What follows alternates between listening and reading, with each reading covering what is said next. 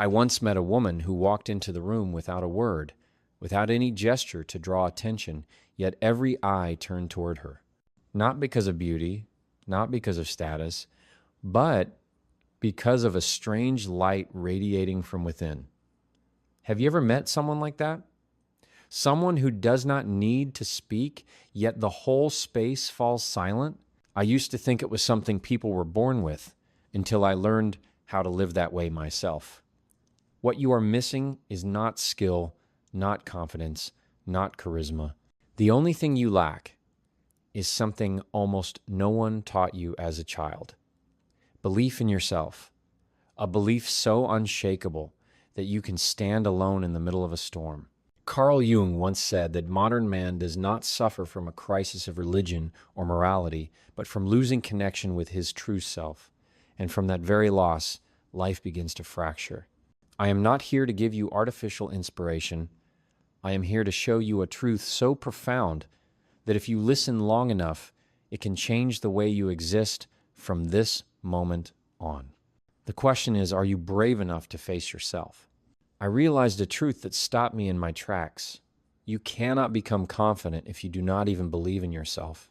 It is not the kind of belief that comes in moments of success, when you dress well, when people applaud. It is the quiet and steady belief that survives in moments when no one is watching, when you face yourself in silence. I call it self-trust, a kind of trust that needs no declaration, no performance, but exists as naturally as breath. And this is the secret most of us forget. Many think they are strong and confident, but when the roles of society fall away, when night comes and there is no stage left to play on, what remains is doubt. We doubt our feelings, our decisions, and even our very existence. Carl Jung said that modern man does not suffer because of a lack of morality, but because he has lost connection with his true self. When that connection breaks, inner trust collapses too. You start living by outside voices. Praise, criticism, approval, and all the words telling you what you should be become your compass. And when those eyes disappear, you feel lost, like a child who cannot find the way home. Like a lighthouse that only shines when someone else flips the switch, you become a victim of emotional control from the environment.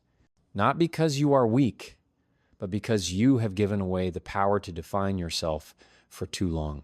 I lived that way once, delaying what mattered to me because I feared judgment, saying I am fine while my heart was tangled, promising to sleep early but scrolling past midnight under the cold blue light, saying I would love myself yet breaking the smallest promises I made. Every time I failed to keep my word to myself, the trust cracked. Over time, my body stopped believing me. My soul stopped calling my name. Self-trust cannot come from outside. It cannot be taught with words. It must be chosen, act by act. The more you live from roles, the further you drift from yourself. A woman with self-trust does not need to shout. She does not need to strain to be respected. Her presence alone is enough. The energy of truth always carries weight. We already know what we should do, yet we act against it again and again, then blame ourselves for being weak. But the problem is not weakness. It is that no one taught you how to believe in yourself again. You are not broken. You have only been distant from yourself for too long, and that can be healed. Real trust begins when you stop lying to yourself in the smallest things. When, for the first time, you keep your word not to prove anything, but to reconcile with the part of you that has long been forgotten. Self-trust is the one thing you cannot borrow. But once you reclaim it, the whole world will see you differently. Not because you change your appearance, but because you now stand in a frequency others cannot pretend to reach. So let me ask you, can you face yourself when no one is watching? What happens when you stop living by the expectations of others? True confidence does not come from the moments you are praised. It comes from keeping the smallest promises to yourself when no one is looking. In the next part, I will show you how to rebuild that inner trust, step by step, breath by breath, in a way no one has ever taught you before. If the previous part was the foundation, the place where you began to look at your relationship with yourself, then now it is time to face a deeper question. Are you living from the strongest part of you, or from wounds that have never been named? Inside every woman, there are two opposite energies. One is the original gentle and steady light we often call goddess energy. The other is the haunting whisper of old cracks we call wounded energy. And not everyone can tell which part is the real self and which part is the hurt self reacting on their behalf. I once walked into a party with the look of confidence, sharp eyes, a charming laugh, an outfit perfect in every detail. But inside, I was trying to hide the fear of being abandoned. I smiled not because I was happy, but because I was afraid of being forgotten. I spoke not because I wanted connection, but because I needed validation. That was when I realized I was living from the wounded part of me, not from my strongest self. Carl Jung called this the expression of shadow archetypes, unconscious images buried from old memories, often childhood. They do not disappear. You simply do not realize they are steering you. You become sensitive to the silence of others. You worry when a message goes unanswered. You obsess over pleasing everyone, and then you call it personality. But no, it is the defense mechanism of a part of you that has never been healed. By contrast, a woman who lives in goddess energy is not perfect, not always gentle, not immune to pain, but she is aware of every movement within her. She does not need to pretend to be fine. She knows when to pause, when to say no, and when to let silence speak. She does not fight for attention. She creates stillness that makes others listen. She does not use her eyes to check who is watching, because her presence itself is the answer. There is a great difference between a woman who is present and a woman who is performing. And you know this because you have been both. What matters is not where you are right now. What matters is whether you are brave enough to choose again. No one is born living in goddess energy. We all begin at the same place, the wound. The only difference is that some let the wound lead the way, while others turn it into light to guide them. Jung said, "No one becomes enlightened by imagining figures of light, but by making the darkness conscious. And you, right now, have the choice. Live from that light or continue letting the darkness drive you." I want to know this from you. Have you ever noticed that you were reacting not because of the present, but because of an old wound? Share in the comments below. I read each one with care. If you see yourself in any of this, like and subscribe so we do not lose each other on this journey back to ourselves. Are you living from the strongest part of you, or from the fear of being hurt that you cannot name? Not everyone is living true. Many are only performing until they no longer have the strength to keep the act alive. In the next part, I will lead you into a concept that Jung believed to be the core of true confidence, the journey of facing your own shadow. I used to think confidence was something you build from the outside, through experiences, through success, through the recognition of others. But one day, when all of that no longer worked, when I still felt empty, even in the middle of applause, I realized that true confidence cannot come from external light. It must begin with a journey downward. Not upward, downward, into the inside. Jung called it individuation, the journey where the ego is no longer in control but begins to dialogue with the shadow, with the forgotten unconscious. Only when you are brave enough to step down into that place, into the memories you do not want to recall, into the parts you once felt ashamed to carry, can you begin a rebirth. Most of us are living with an immature self, a self that is afraid of being seen clearly, so it hides behind masks, smiling brightly, saying what others want to hear, showing the strength that looks like confidence, yet a single strange glance or careless remark is enough to make us collapse in silence. Because that is not confidence. That is defense, a mask covering a wounded self. And do you know what is most exhausting? It is not that others do not understand you, but that you spend too long trying to maintain a version of yourself that even you no longer believe in. Jung said that only when the ego steps aside, Only when we allow ourselves to see the dark parts, the imperfect parts, the weak parts, do we have the chance for true union between light and shadow. That is when you no longer need to pretend to be confident. You only need to be yourself, and your presence alone becomes the answer. Imagine a great tree standing in the middle of a field. You see the branches, the flowers, the fruits, but what helps it stand strong through storms is not above the ground.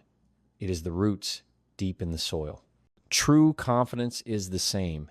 It does not come from words or posture. It comes from whether you dare to root yourself in your own. When you touch that shadow, when you are no longer afraid of it, when you stop running from it, you become whole. And when you are whole, you no longer need anyone to confirm your worth. You know. And that knowing is silent and steady, so strong that others can feel it even if you do not say a word. Many think confidence is a skill. In reality, it is a consequence. It is the outcome of a soul that has touched its own truth, that is broken enough to know that nothing outside can define its value inside.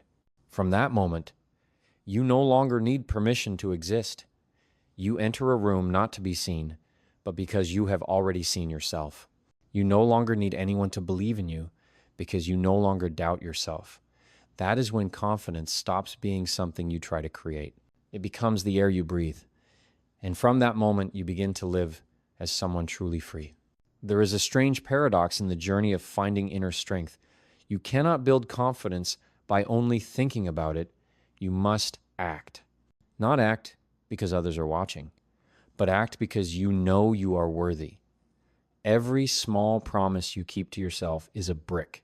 And those bricks, day after day, will build the house called inner trust.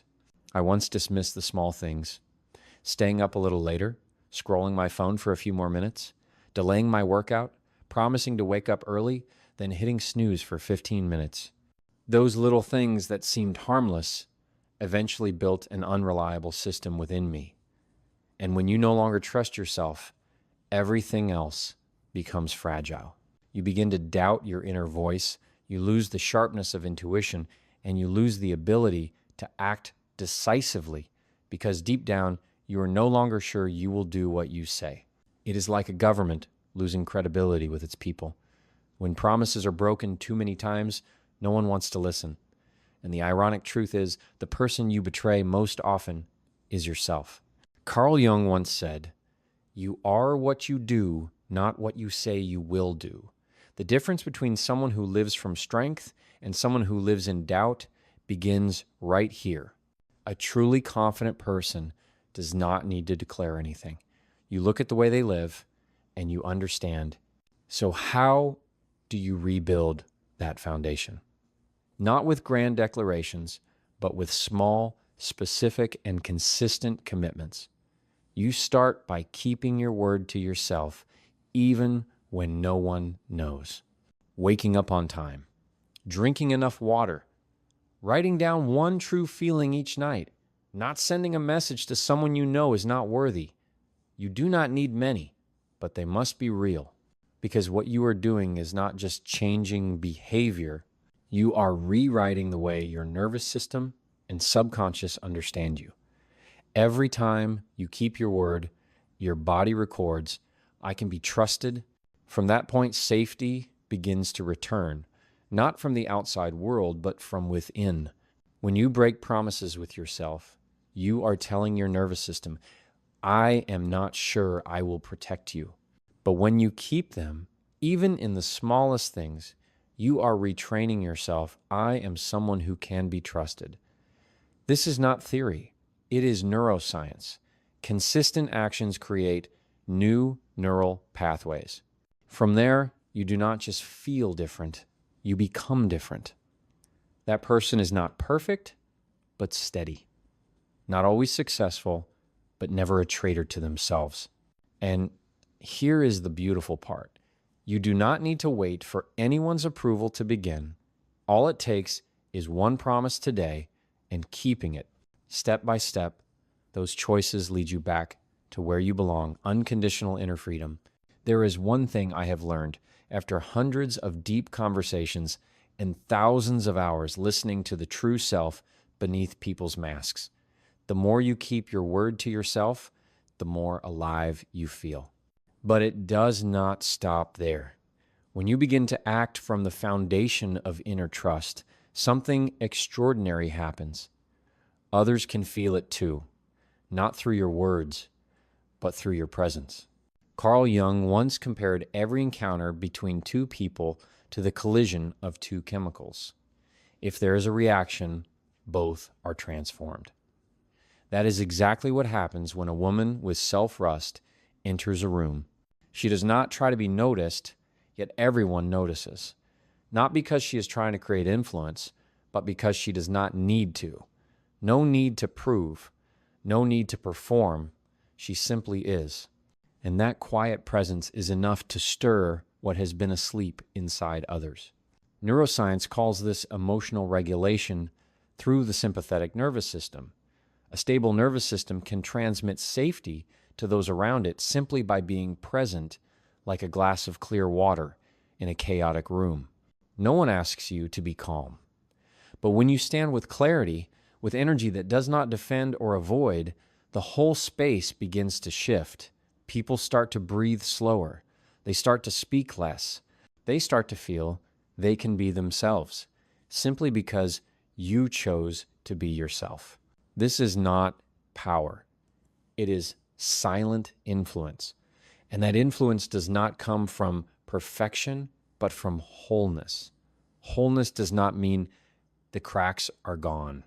It means you no longer live as if you must hide them. A woman who lives from within does not need a different past. She only needs to know this present moment. She is here, whole, real, and that is enough to create resonance. She becomes a mirror. Not the kind that reflects outer images, but the kind that reveals the untouched parts inside others.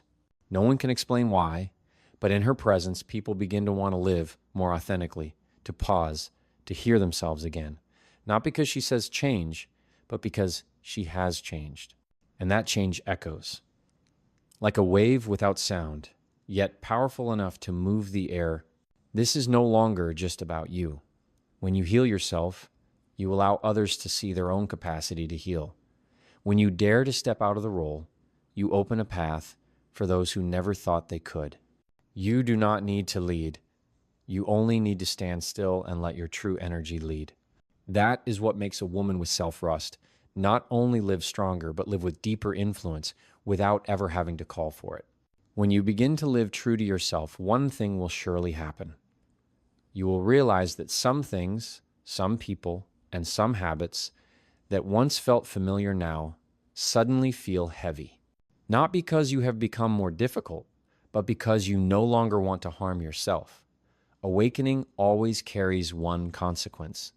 You cannot pretend not to know what you have already seen. And this is when an essential element appears: boundaries. Carl Jung once said, "Everything that you do not confront in the mind will eventually appear as fate." Without clear boundaries, you are not only vulnerable to being pushed from the outside, you also become someone who compromises with your own wounds. Boundaries are not resistance nor rigidity.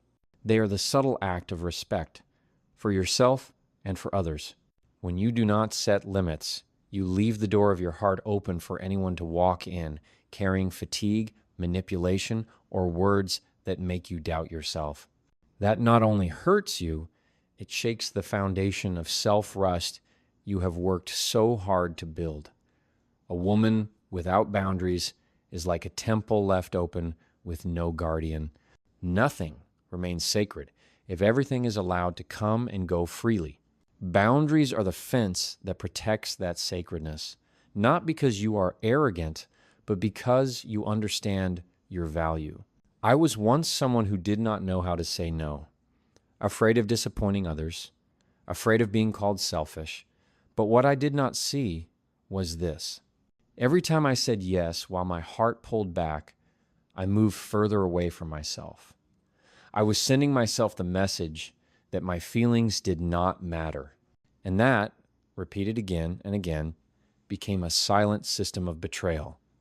Once you let it become a habit, you no longer know what you truly want and what you are only doing to be liked. But self-trust cannot survive in a space where you let others blur your inner voice. Setting boundaries is the first act of protecting that trust. You can start very small. Decline a call when you are tired. Do not reply to a message immediately when you need space. Do not force a smile when a comment hurts you.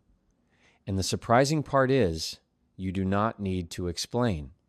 Boundaries are not an apology. They are an unspoken declaration, a firm no without anger, without apology, just clarity. Every time you do this, you are not only protecting yourself, you are rebuilding your relationship with yourself, one based on deep respect. Boundaries, when set with truth, do not push people away. They bring you closer to the most honest part of yourself. And from that place, real relationships finally have the chance to grow. When you begin to live with self-trust, the world around you does not change instantly, but the way you respond changes completely. Instead of falling into instinctive reactions when attacked, rejected, or faced with silence, you begin to choose your response. And that choice, the moment you pause to choose instead of reacting, is the strongest sign of someone who has entered true self-mastery. Self-mastery is not the absence of emotion. It is the ability to no longer be carried away by emotions like a leaf blown in a storm.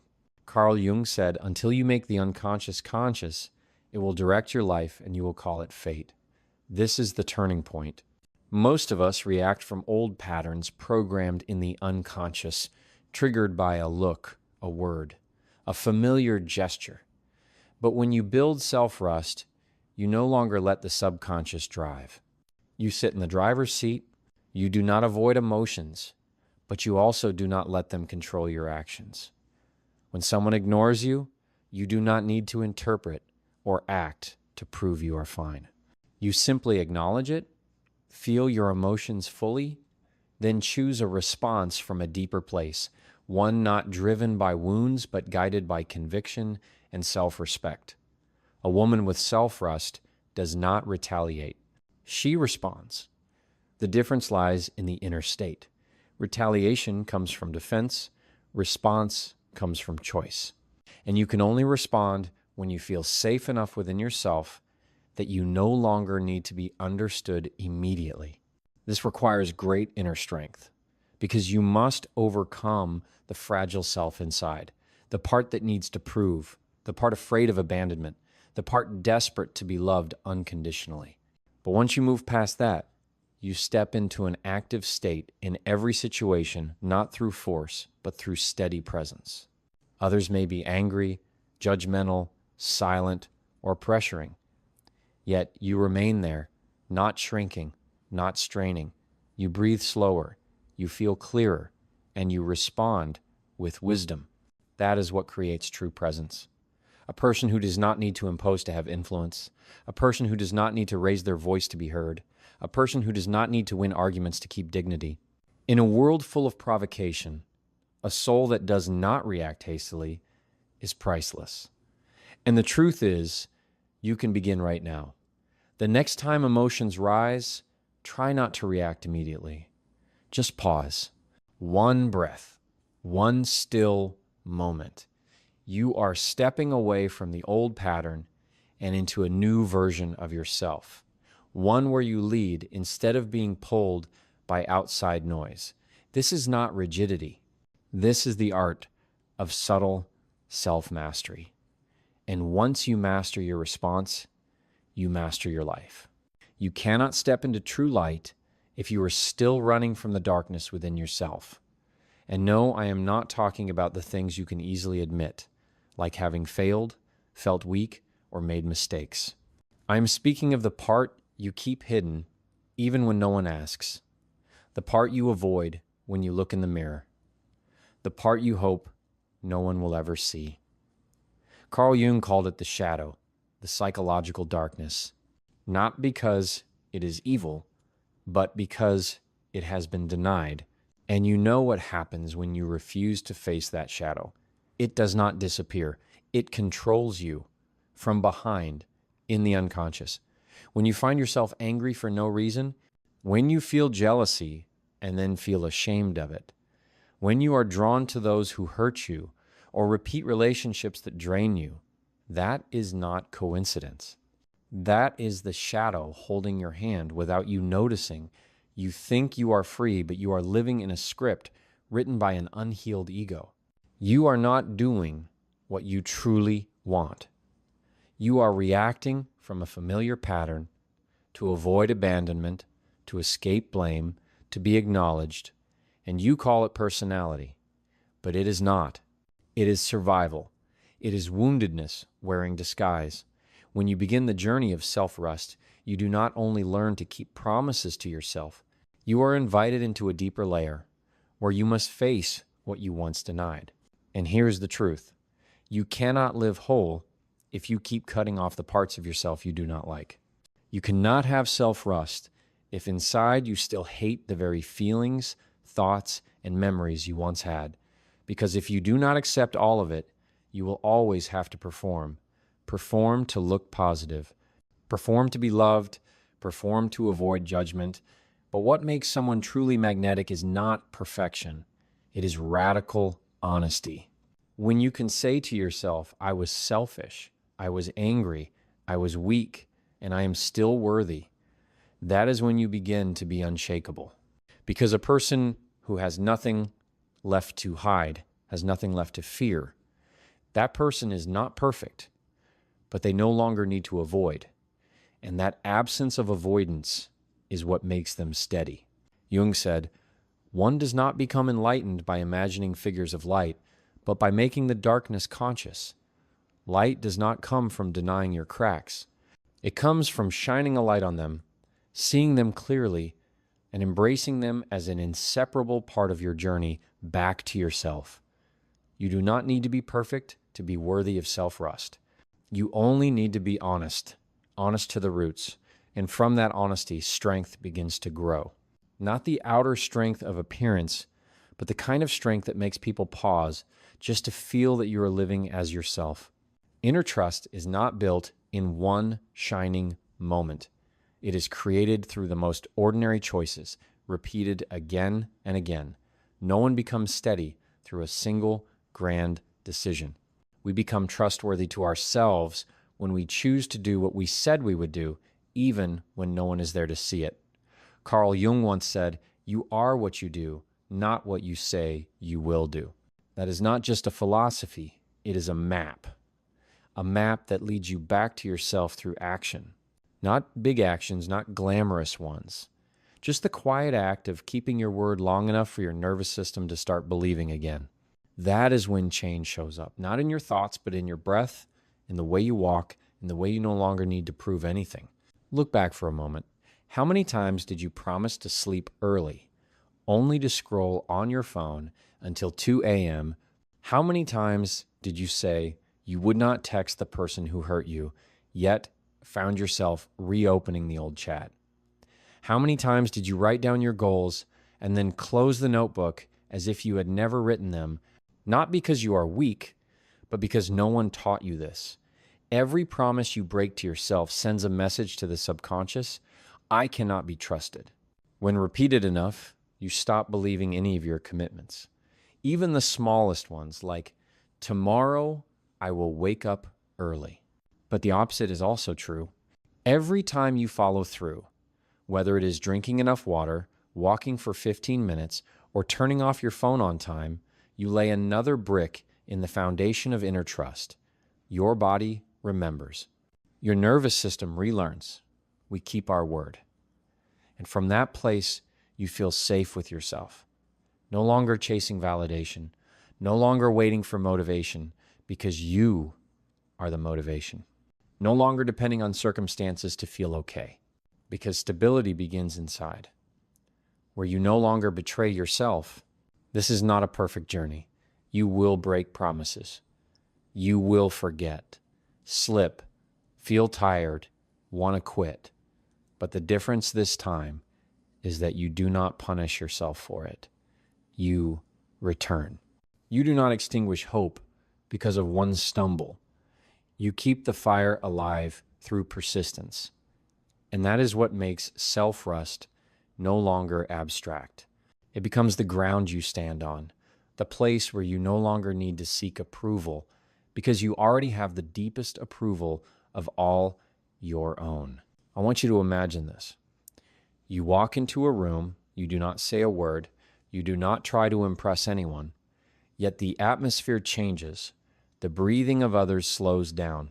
They look at you, not because you want to be seen, but because they feel something within you that they cannot ignore. It is not outer attractiveness. It is not a charm you tried to create.